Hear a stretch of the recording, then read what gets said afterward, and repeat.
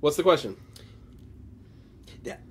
Do you think they'll discover a way of time bending to get Milo back in time?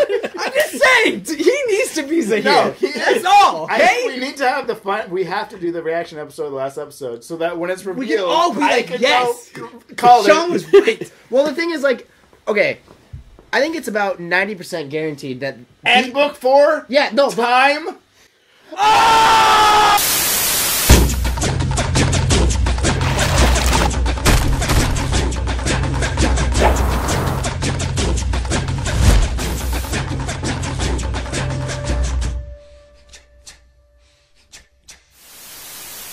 Welcome back to another episode of KORRACAST. Tonight we're going to be talking about episodes Old Wounds and Original Airbenders.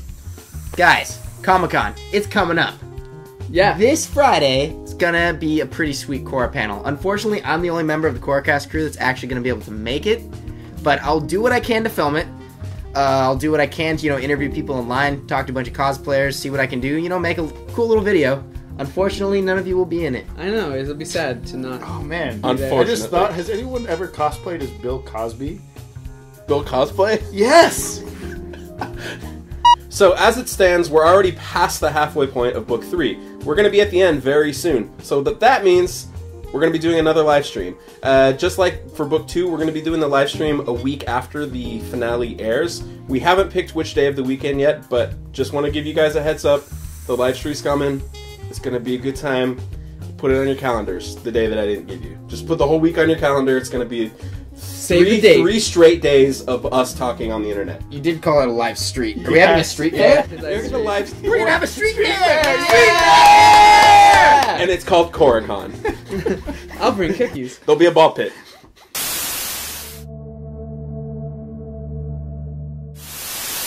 So, What? old wounds. So we're talking about the scars on his face, right, guys? They're metaphors. There's metaphors. Metaphors. You put the killing thing between your teeth, but you don't allow You it don't to... give it the power to kill you. Last week, Lin Beifong rejected Opal's advances to be a... Rejected Opal's advances? What were you watching? Thank God she wait. wait. Hang on a second. Avatar fanfic.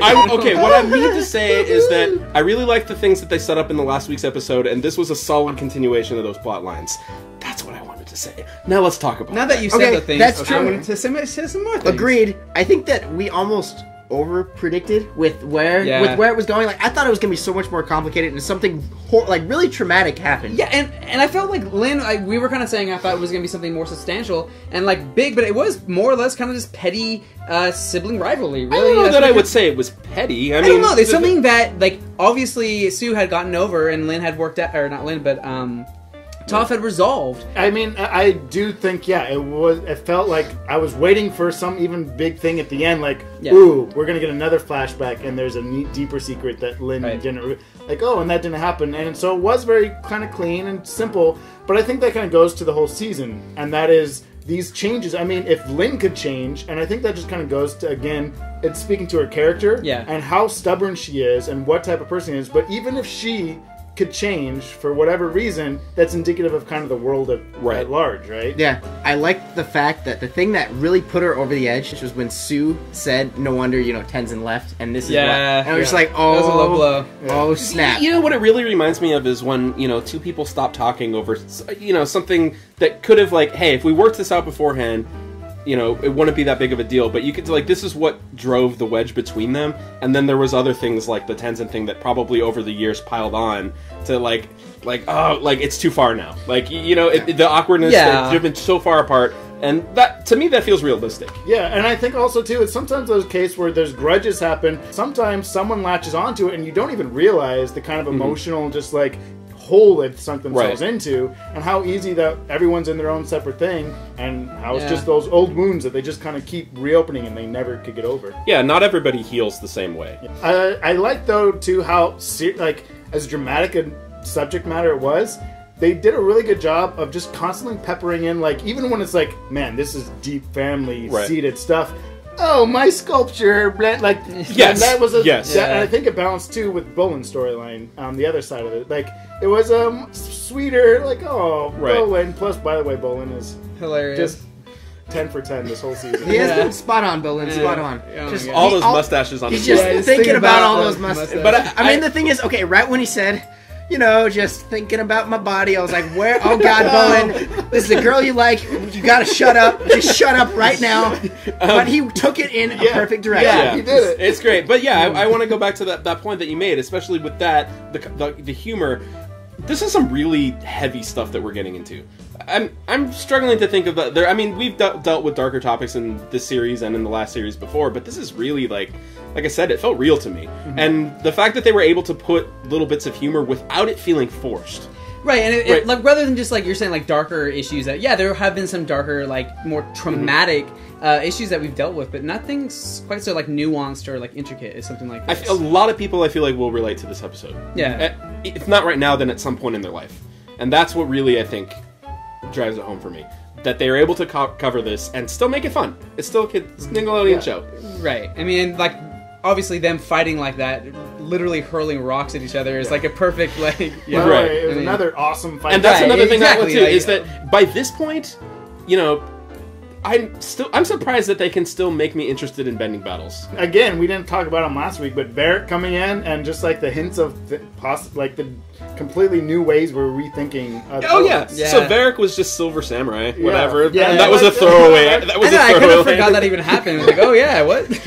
And then even speaking to like lava bending now. I mean, I want to call him Magma Man. Can we all agree on that? Magman. His name is Gazan. No, Magma Man. We're gonna stick with Magma Man. Magman. Magman. He's Magma.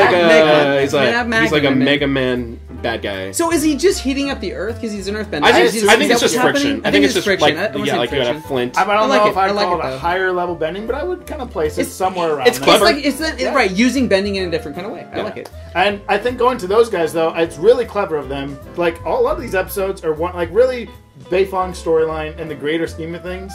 Like, it's not really pushing the central conflict forward, right? No. Mm-hmm. But they do a really clever job of just kind of, like, here's the spine. You know this is still in the background. Right. We're going to it and stuff. Like, almost like, you know, these little beads on a necklace string. That's a good point you make. And I What kind a of want crazy visual metaphor you Like gave a us. candy necklace? I want to take that point Yes, and each segue one into the delicious. second episode, as we've spoken quite a Yes. long time about this one. Camera break. Okay, so this episode, original Airbenders. Sean, you just mentioned how, you know, the Toph and her daughter's story is kind of a backbone story. This felt like another one of those. There was almost no Korra in this episode. Yeah, I'm on the radio. She's on the radio. Okay. And other than that one scene, Korra's in this episode she's got like 3 lines, and man, that's cool. I mean, I like filler episodes. Man, I like- Korra, yeah, this her was a little story, bit of a the filler, legend but- of Korra. She's doing a lot.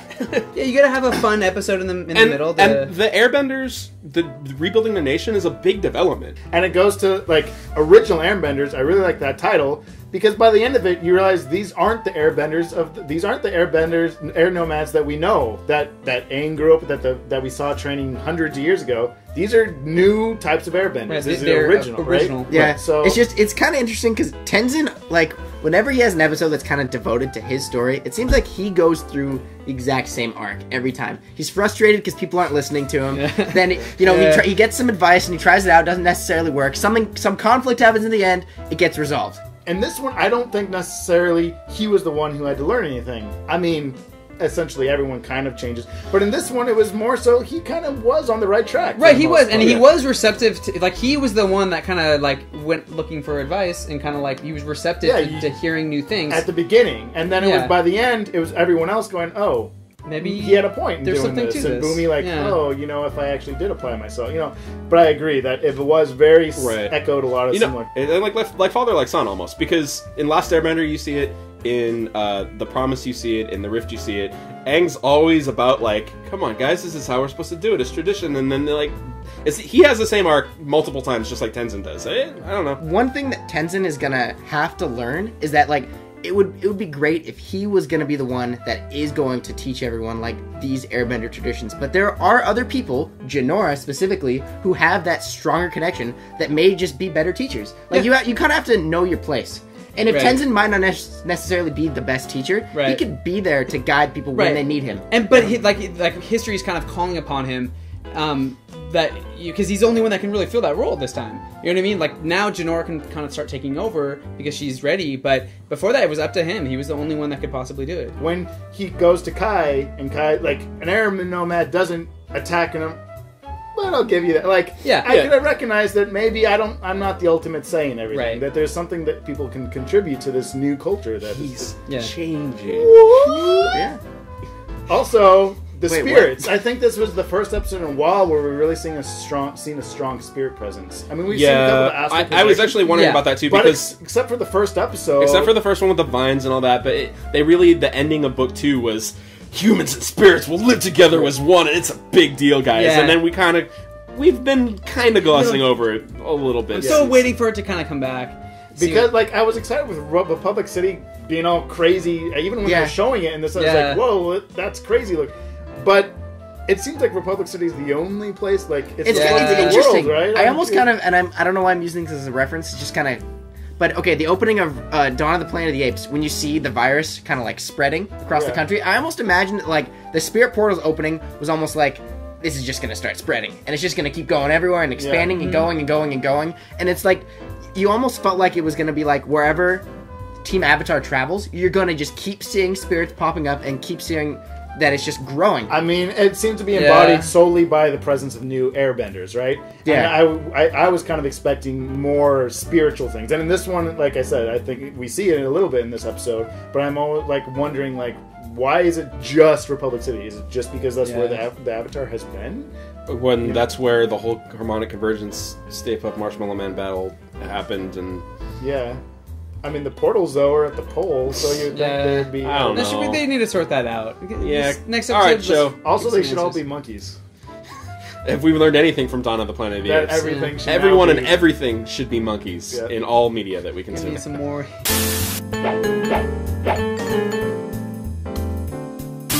For viewer response, your task is to Photoshop a picture of Bolin with as many mustaches as you can and send them to our Facebook page. The best picture will send you a poster. Well, wait a minute. As many mustaches, or can it just the Just the funniest best mustache? and The or best most. mustache Bolin. The prompt is to make a Photoshop with Bolin and mustaches, whatever that means to you, and our favorite one will send you a poster. How else do you interpret that? I'm just trying to.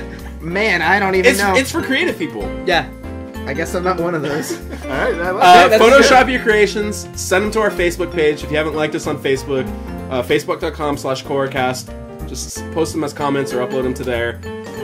And best one, you're gonna get a free poster from this guy. You have extra posters. Of right? him. A picture of him. Yeah, Poster of him. Sign.